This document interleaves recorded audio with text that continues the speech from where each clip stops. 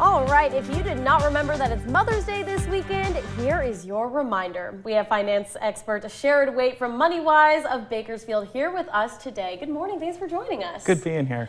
All right, always good to have you. Mother's Day is this weekend. How do we not break the bank? Because I know I love my mom a lot, but I also can't spend my entire bank account on her this Sunday. Yeah, Mother's Day is definitely one of those holidays that we tend to make emotional financial decisions. Right. And that's okay. Mothers are important.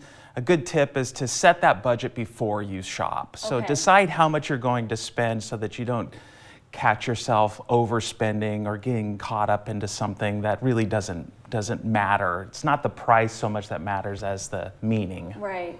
Do you happen to know how much Americans spend on Mother's Day usually, or average? Yeah, this year we're going to reach an all-time high in the amount of money that people spend for Mother's Day, about $38 billion across the country.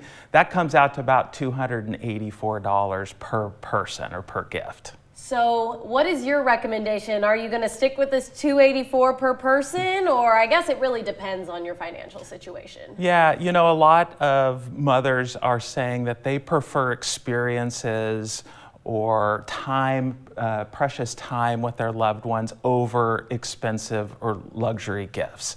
So fortunately, experiences can be a lot cheaper than something that costs a lot of money. Yeah, and can you share some more low budget but maybe high quality gift ideas? Yeah, again, think about experiences. I think that's something that is really trending. Think about things that are wellness or self-care, making a meal, having a brunch together, treating to a spa day.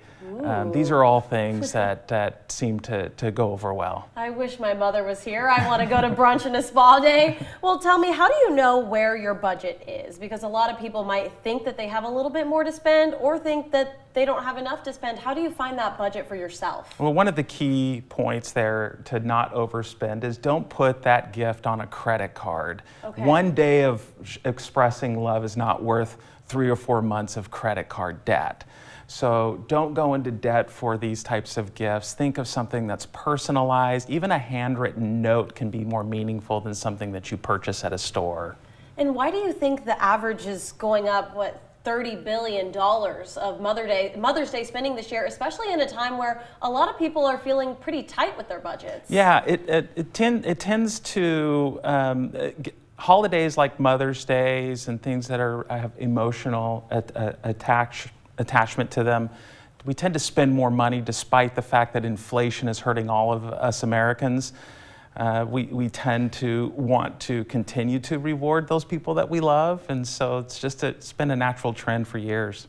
Do you have any last little bits of advice going into Mother's Day spending, especially with these last minute gifts? I mean, maybe not doing that expedited shipping. It's okay if we do a little bit of a delay. Any advice like that? Yeah, I would just recommend that people think about your presence being more important than a present that you're buying. Many times, of course, mothers are often overloaded. They carry a lot of the mental load at the household, a disproportionate amount of the responsibilities at home. So think about doing things that can alleviate that. You don't want to give a gift that seems like you're adding more chores or more responsibilities, but think of things that don't have to cost money that can alleviate some of that load. Well, Sharod Waite joining us this morning, President and CEO of Moneywise Wealth Management. Thank you so much for coming in. Thank you.